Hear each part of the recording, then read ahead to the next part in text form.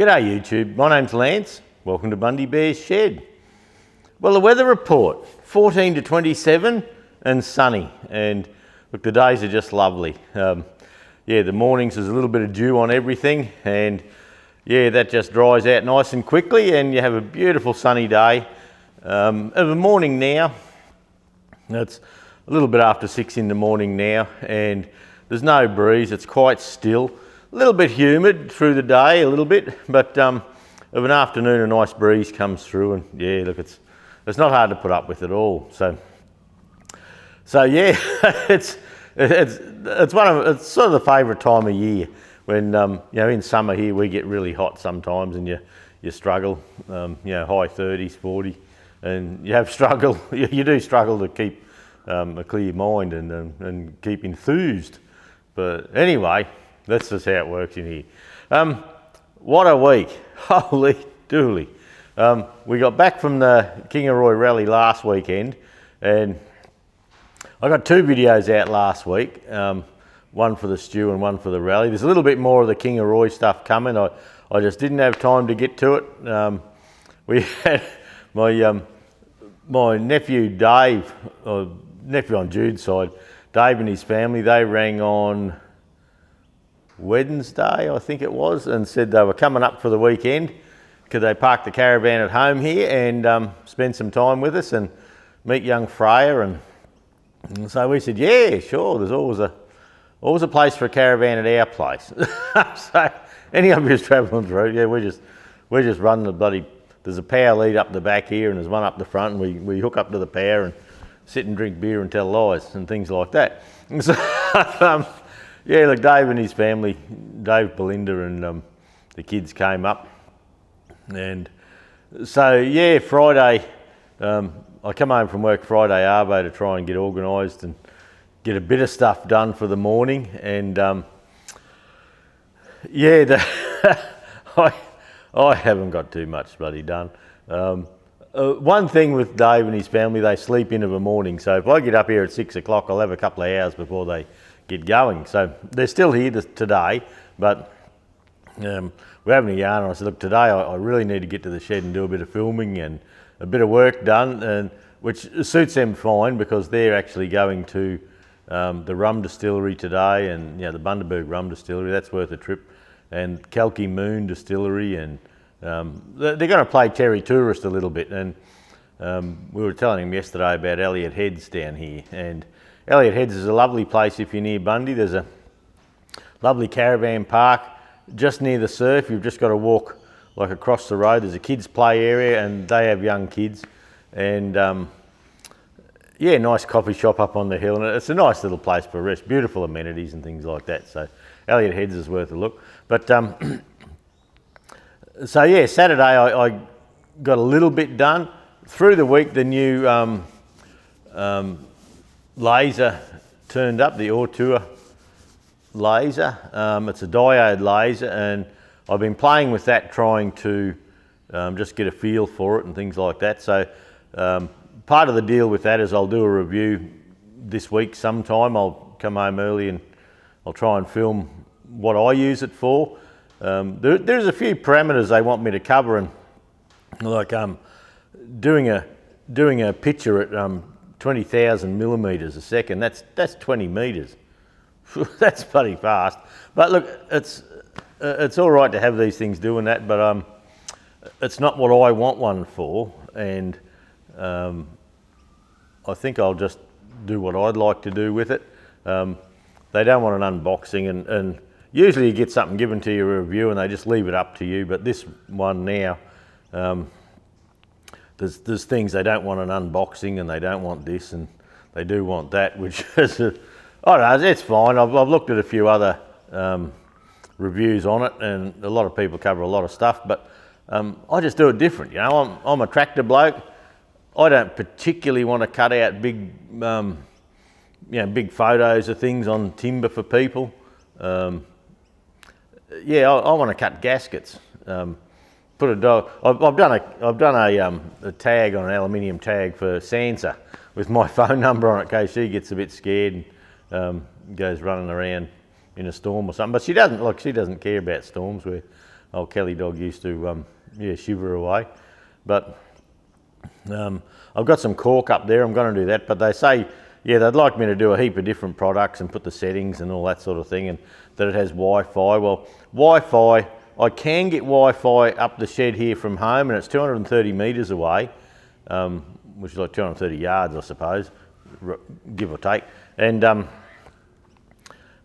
but that's not what I do. I plug it in. So the Wi-Fi up here can be quite slow because of the distance, and it's a weaker signal. So some of the things they want to cover, well, I'm not particularly, it's not how I use it, but looking at it the other day when I got it, the bed is 400 by 400, but when you hop at the Ortur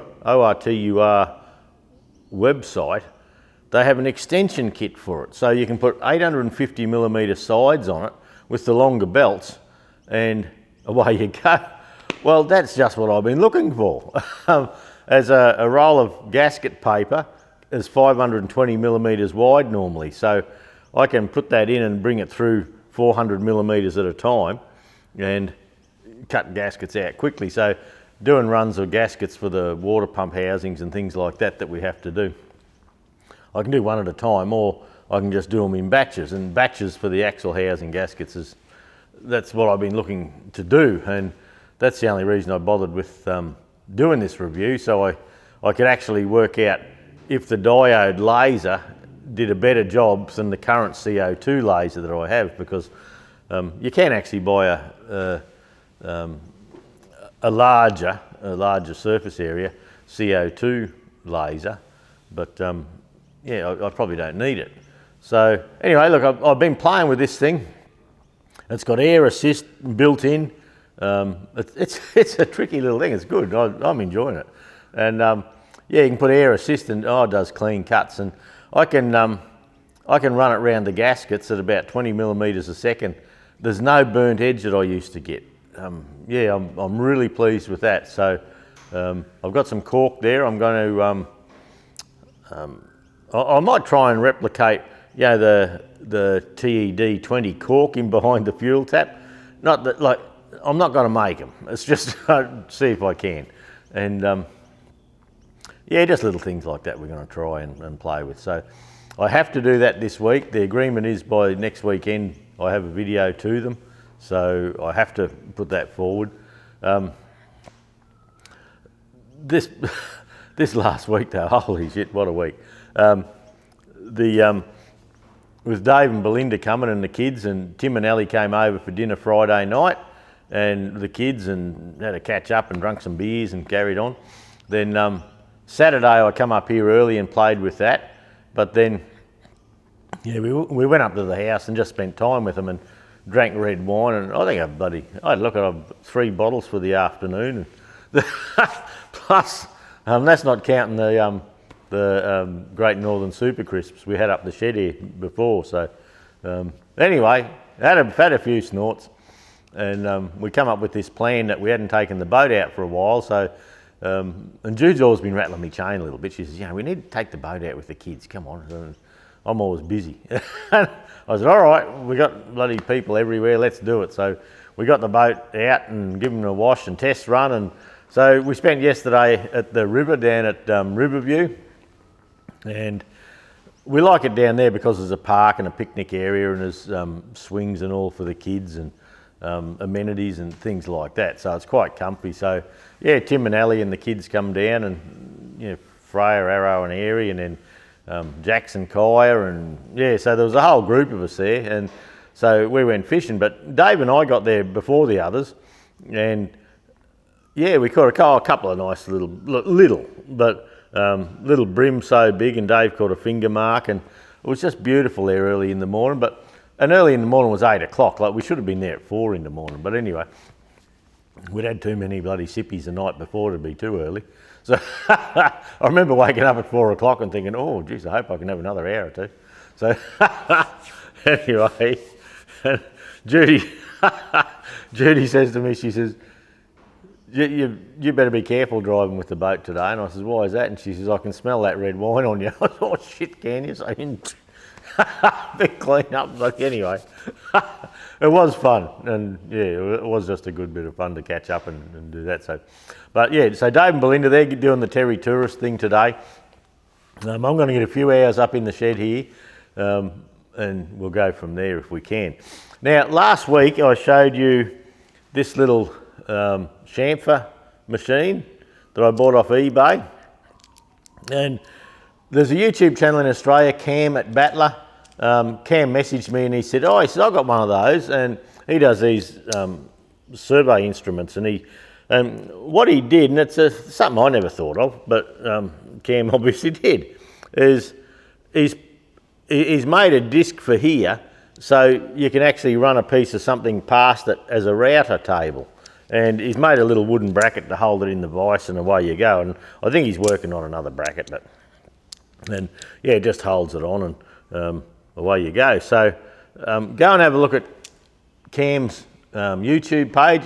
It's called Cam at Battler, and yeah, you'll just see he's made a little table for it, and I think it'll be an ongoing thing. Like, it sounds like he's got another few things in the pipeline for it, but you can see, yeah, thinking outside the box a bit. That's a good thing.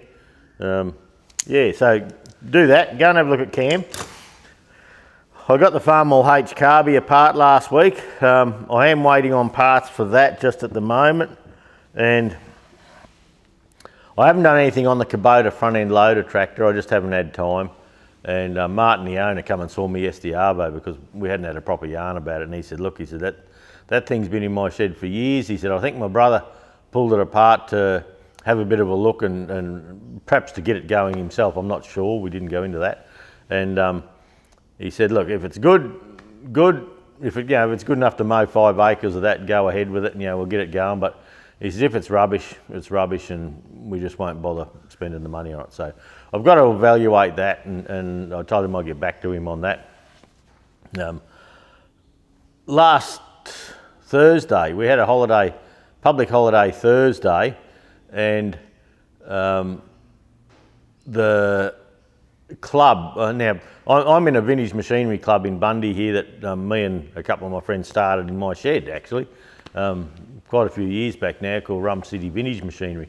And they got given, Vintage Machinery Club, and they got given some engines from an estate. Mr. Truscott passed on last year, and he was a fella in town. The kindies and all that used to go to his place, and he had a little railway set up in his backyard, and it just terrific old fella. But anyway, the family donated a couple of engines to our club to display with his name on it, sort of thing, as part of the Truscott collection. So we did that at Agro Trend last year, but there's a 3 horsepower famous engine that was his. He did up ages ago, but it wasn't running, and it had bits missing and that, and the club patched it up enough to take it to the show so the family could see it.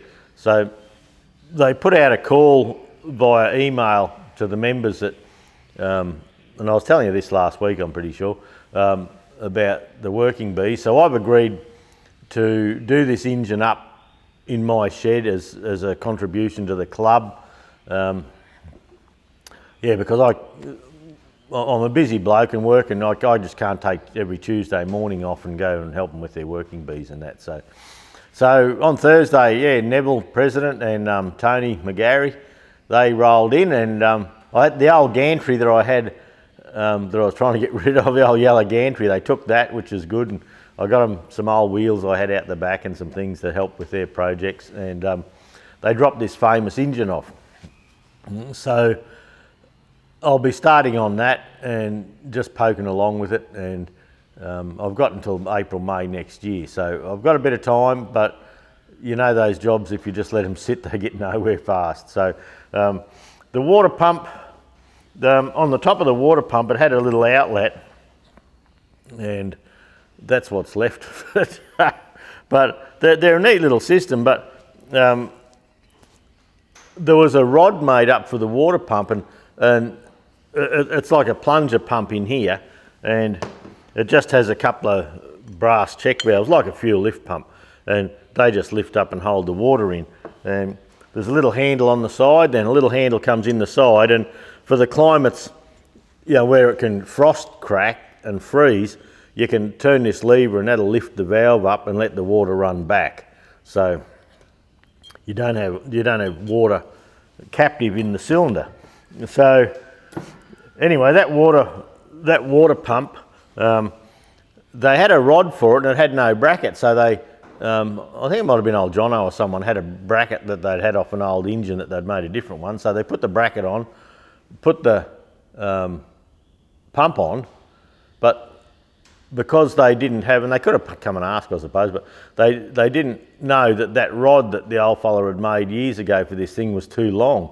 And they cranked her over and bang, and she broke a little piece out of this housing here by the look of it, because there's an old crack and there's a reasonably new one. So I'm not sure how I'm going to go with that. The club had just had a washer over top, so you couldn't see it. But anyway, we'll just see. But the top fitting, yeah, I looked at the top fitting, and where someone had tried to undo it, it had collapsed, and the pipe. I don't know if I still have the pipe here. I've got every other bit of junk on my bench. You'd think I'd have that. But it just had a fitting with a thread and a piece of pipe, but that had all collapsed, and it was rusted that thin that this pipe was very sharp on the top. So, and that's what's left of it. So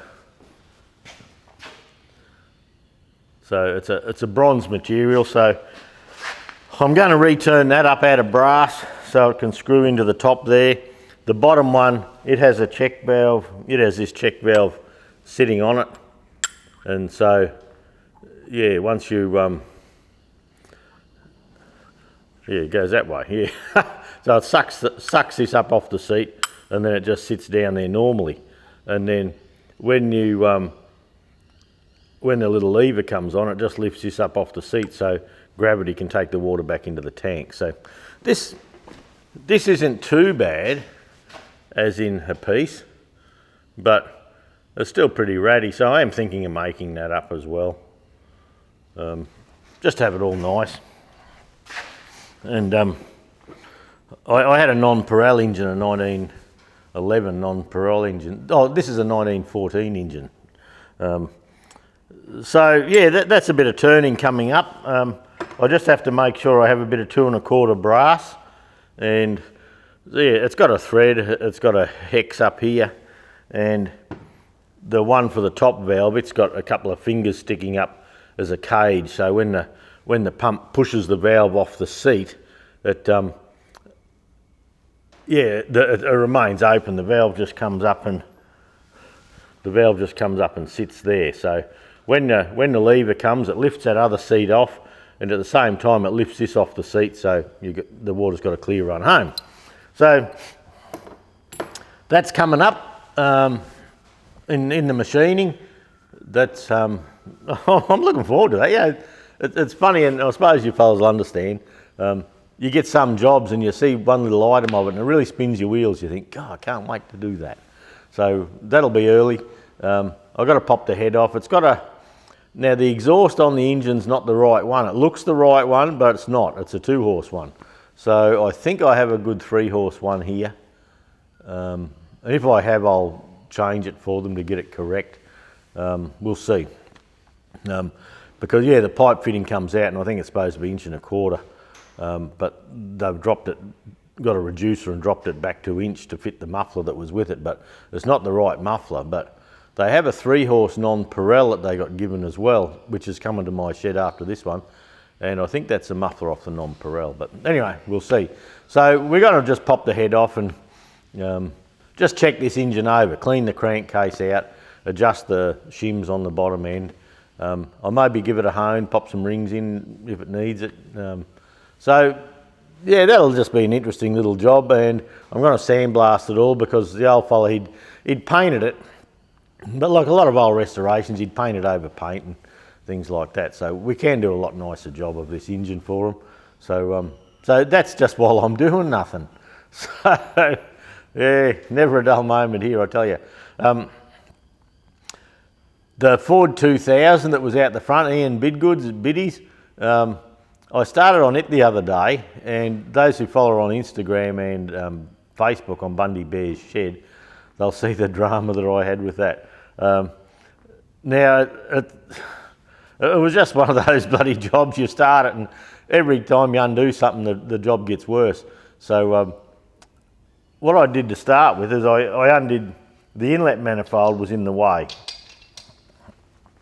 of getting into where I wanted to go, and this was the front housing where the thermostat is all eaten away. So I thought, right, I'll take the inlet manifold off. I'll see if someone in town can just build that up, and away we go. But as we went along, and I've got a little walk around. I did a walk around video when I did it, but you can see all the epoxy in there and the epoxy there, and just sitting, I must have bumped that, and that's broken out, but look how paper thin it is there. So so we're looking for this manifold. Now, it's a Ford 2000 gasoline petrol tractor, and you can see it's got the inlet manifold here, and it's the water manifold as well. So we are chasing them. I found two on eBay in America, but they won't ship to Australia. So it's got this little governor pivot there on it as well. So where are we? There's the genuine part number. I think it's C7NN, and I can't read backwards. So we're looking for that. I rang Ian, and Ian's been on a tractor trek out over the downs west of Toowoomba. I think that's where he's at, over the weekend. So he's been in and out of range. So I rang him, and he said, "Look, I got the tractor cheap. We'll just go forward with it and see if we can find a manifold." So yeah, if you have one of those manifolds, the part number, the firing order is 123. The part number is C7NN 9425C. So if you have one of them, I've had a couple of people contact me saying they'd pulled apart a Ford 2000, but when we get into the nitty gritty, most of them are diesels. They haven't clicked onto the gasoline or the petrol side of it. From what I can see on the net, there's possibly a 2110 in the USA the same. So anyway, we're looking for a manifold.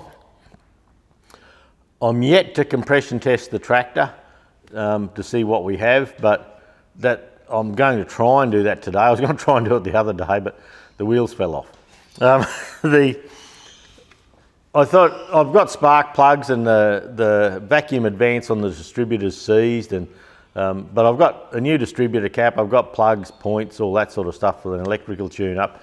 And I got to the stage where I was pulling the spark plugs out, and the front two just come out like normal. The back one I couldn't even find the hex, and I don't know whether it's because the battery sits above it where they are, but I had to start chipping away. So I had a steel shank screwdriver and bang, bang, bang, trying to get it, and I finally got to the hex. And where the front spark plugs were 13/16 hex, the one at the back was 3/4, and I thought, oh, well, that's no worries. So I got a 3/4 socket on, give it a heave, and the bloody spark plug broke off. It was rusted that much down in that hole.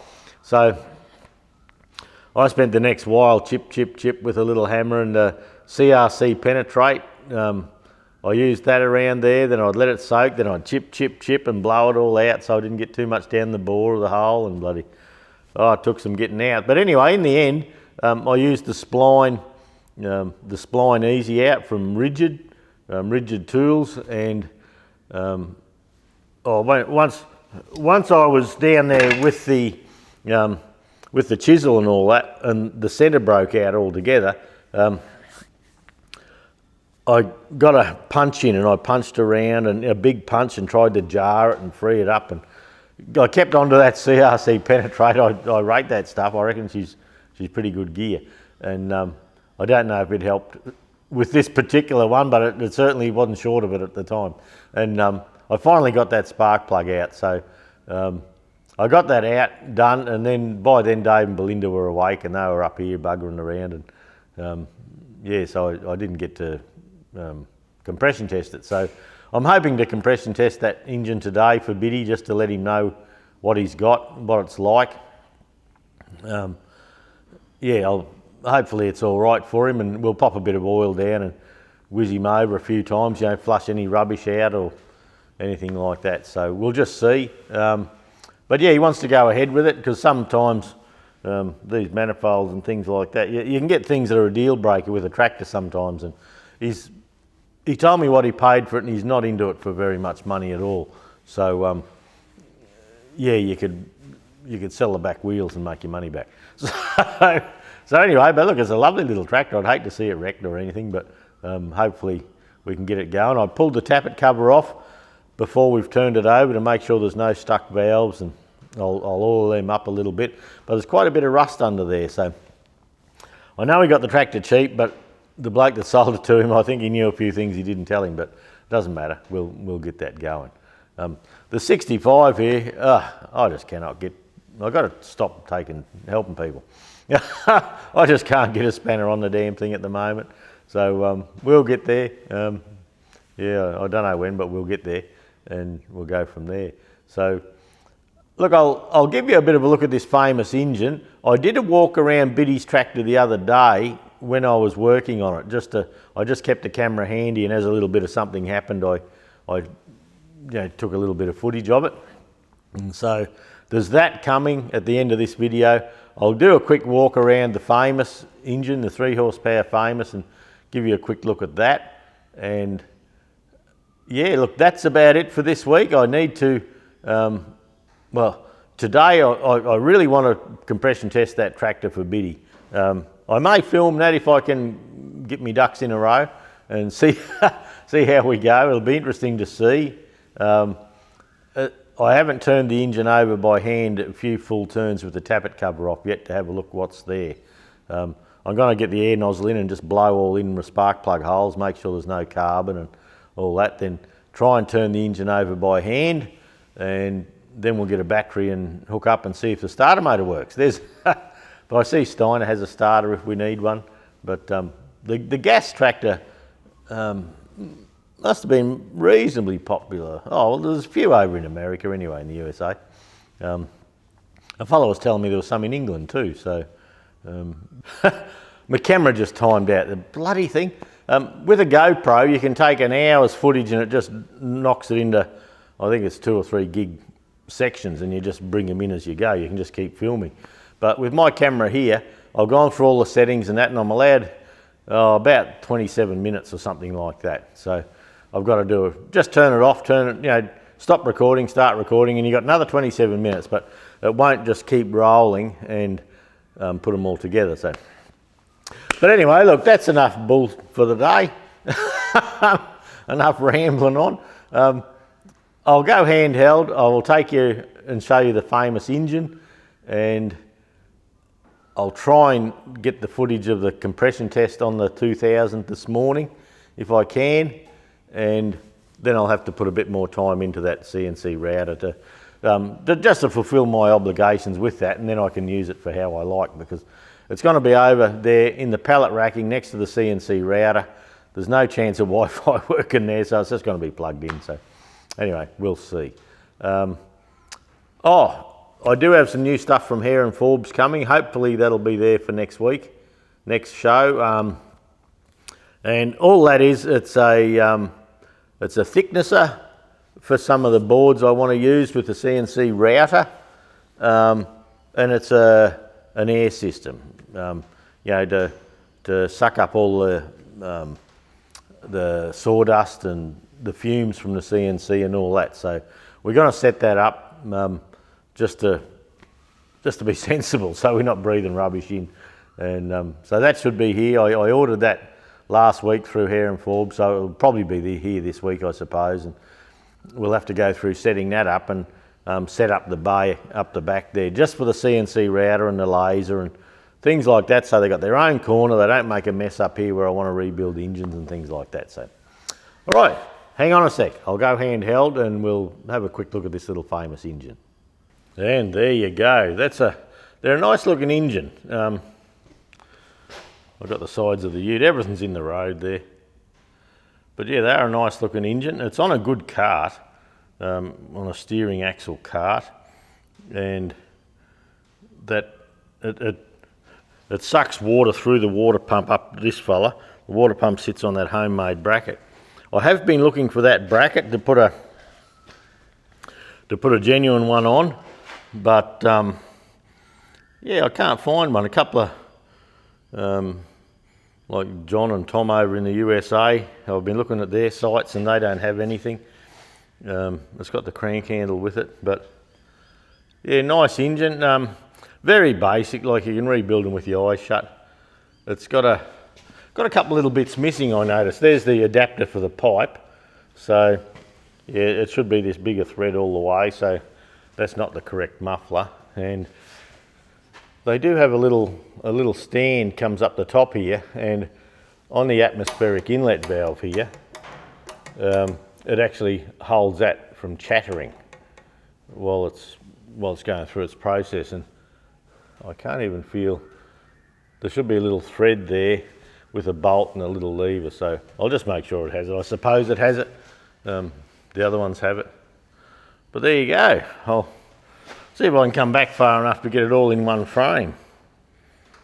But anyway, not a big deal, but it just needs a repaint and a tidy up, and you can see the old paint jobs. They've been just an old restoration. So, but yeah, the main focus is sitting in my chair, kicking back. The main focus for the day will be the compression test on this. The exhaust manifold is cracked down through there, but they're easy enough to find. But there's a lot of rust up here, so anyway, we'll blow all that out. We'll oil a few things up, and yeah, we'll get the compression tester and see if we can actually find a bit of compression there. See how we go. Well, it's a little bit showery today, and I'm trying to film between the showers, but I've got the Ford 2000 of my mate Ian's in here, see if we can get him going. But look, we're running into a couple of problems, and one of them I can see is that the exhaust pipe, it has a piece of tube broken in it, and when you look down the bottom there's some rusty flakes and a little bit of, where are we? A few flakes there. Now the inside the head here we've just got rust. I'll take that torch away for a second. You can see like it's just all that there, so that's not the best. Looks like we've got another shower coming. I'll come around the other side, and I've been trying to get the spark plugs out so I can do a compression test. And this one here, you can't even see the hex from the rust down in there, so I've got to try and sort that out. The others have all come loose, but yeah, this one here, she just rusted solid in there. Now looking at the side of the head here, so the water jacket here, those two that are gummed up, they're not through ones, they're just blanked off. Now you can see on the distributor here I've got the advance out. Now the advance is seized solid, doesn't move at all. The tappet cover's full of rust. I'll just grab the torch once more. You can see the rust in there, and it's quite deep. You can actually scrape it as you go. So that needs looking at. The water inlet, that's sort of passed a little bit. It's been welded up at some stage, but for 25 bucks or whatever they are, that needs replacing. But a fairly major problem, and if I can get it to you, oh, that's the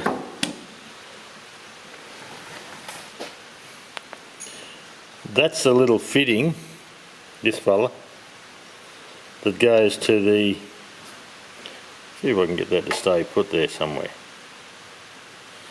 Yeah, this fitting here, that's what would have went to the vacuum advance, so that's been blocked off. And the main water jacket here is eaten away. And the other problem we have is the water jacket down the back here, like that's chewed right out. Can probably be TIG welded up, I would believe. And the end of the manifold in here, that's the same as in, I'll try and turn that around a little bit for you. Oh, plenty of gravity in my shed still. And there you can see how that's eaten away there. So that manifold is a problem. We need to do something with that, get it TIG welded up and go from there. But in the meantime, my next job is to come down in through here and see if I can get all the shit out of there and get that plug out so I can do a compression test. I've checked all the valves and they do go up and down, there's no jammed ones. So, geez, we need the torch, don't we? So yeah, we'll just work from there, eh? Well, look here, you might find this interesting.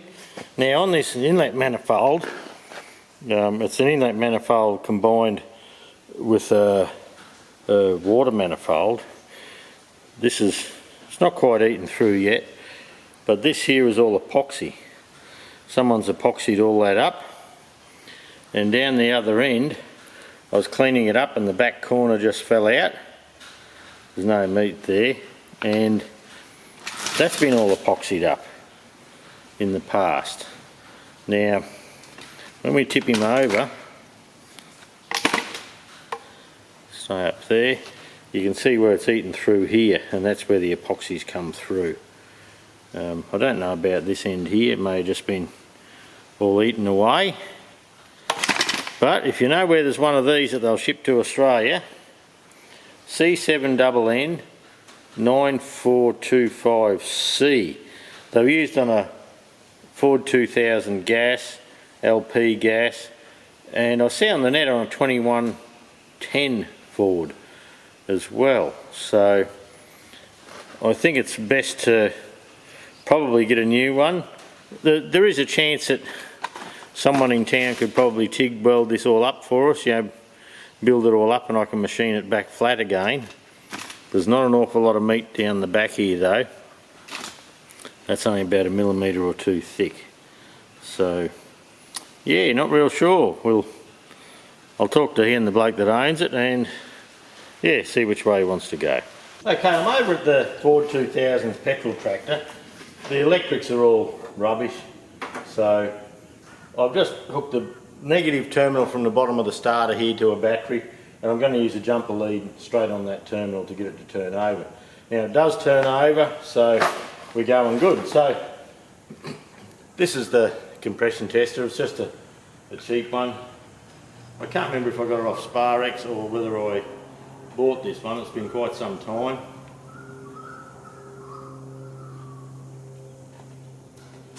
But that feels firm there. So I'll just give him a spin and see what we have.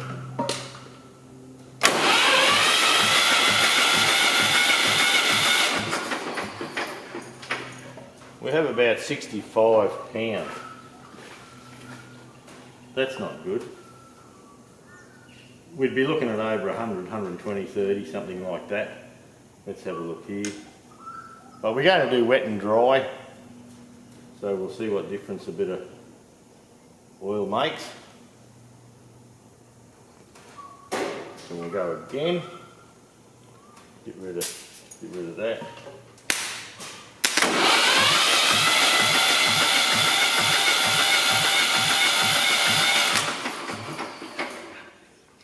$50, $55.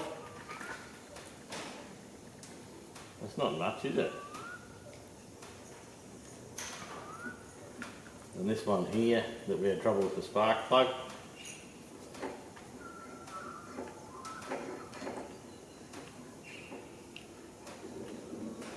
It doesn't feel quite as good as the others, probably a rusty thread.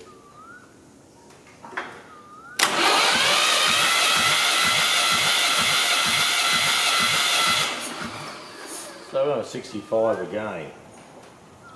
So what we'll do now, let the thread come out, we'll pop a bit of oil in there.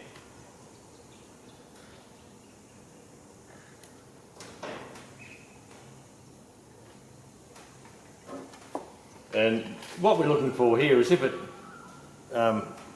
the pressure increases, the compression pressure increases considerably, we know we just got worn rings, and look, dry there like I've just done it, like this hasn't had oil splashed around those rings in years probably, so yeah, this will probably give us a better indication of how we're travelling.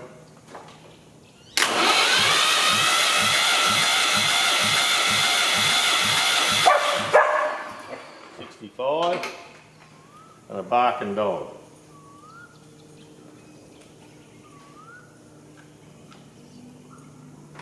Alright, we'll drop a bit of oil down. And this next one. This one wasn't looking good.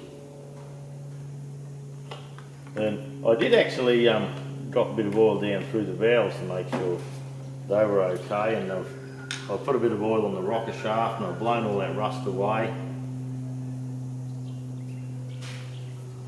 But it's been sat for a long time, you don't know. Okay.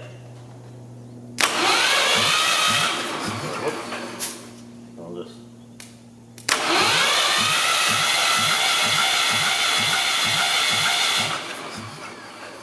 We're still only on 55. That's not a lot of compression. Drop some oil down here.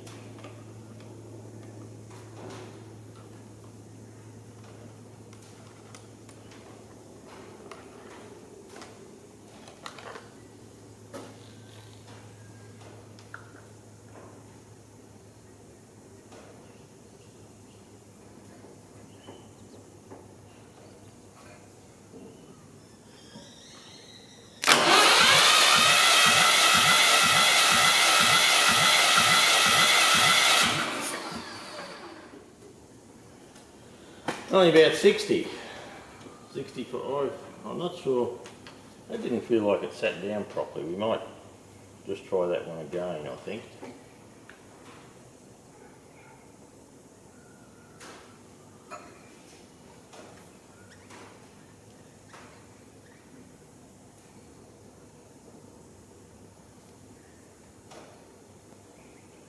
This was the one that we had real trouble getting the broken spark plug out of.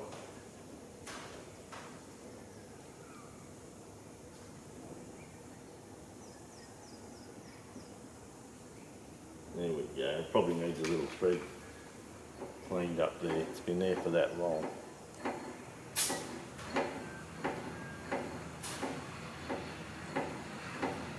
That's feeling better. And the rings may just be stuck on these old girls too. There's my lead.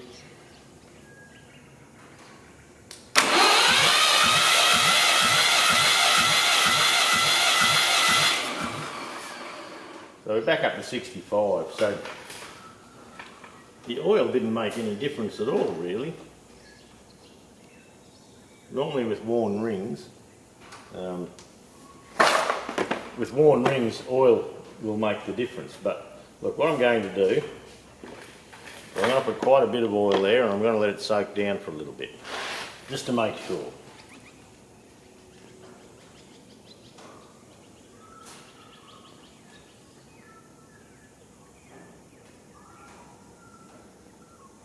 And we'll let that soak around the rings and let it get all around there for a little bit, just in case I didn't put enough to make a difference before, because the drawers are the bores are probably very dry, so we'll see how we go. Okay, I've let that oil sit, I've spun the engine over with the oil in there and it was spraying the mist out the top here now, so let's just see if there's any difference at all. And we'll go from there. So what have we got?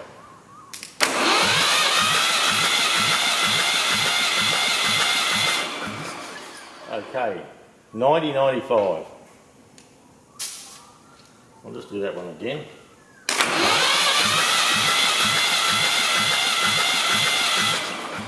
Okay, with oil it come up to 95. As it's drying out, it's dropped back down a little bit again, so it's got worn rings.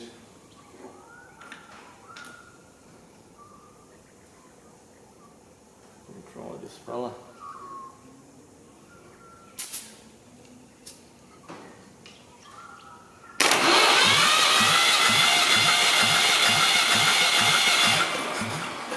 That's 100. Certainly helps.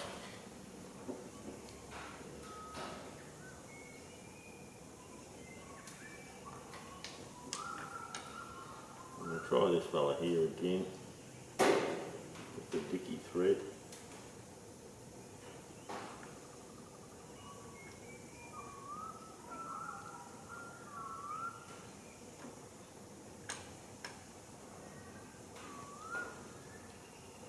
There we go. That doesn't feel right either.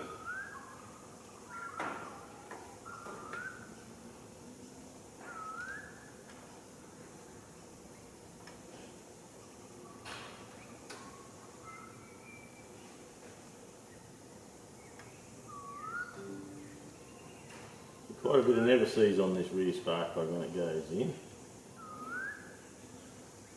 Okay, we'll try that.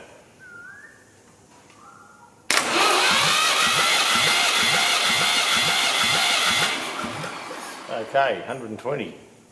So I think what I'll do from here is, look, I know it's got worn rings, but after it has a run and there's oil up around the rings, if it gets used quite a bit, it'll be fine. Like it's not worth a full engine rebuild at this stage. Now, I'm going to put some more oil down the bores and we'll go from there. But that tells us that, you know, with a bit of use, and a bit of oil splashed up around there, and a run, if the rings are a bit tight or something, I'll probably free up with a bit of good oil and a bit of use.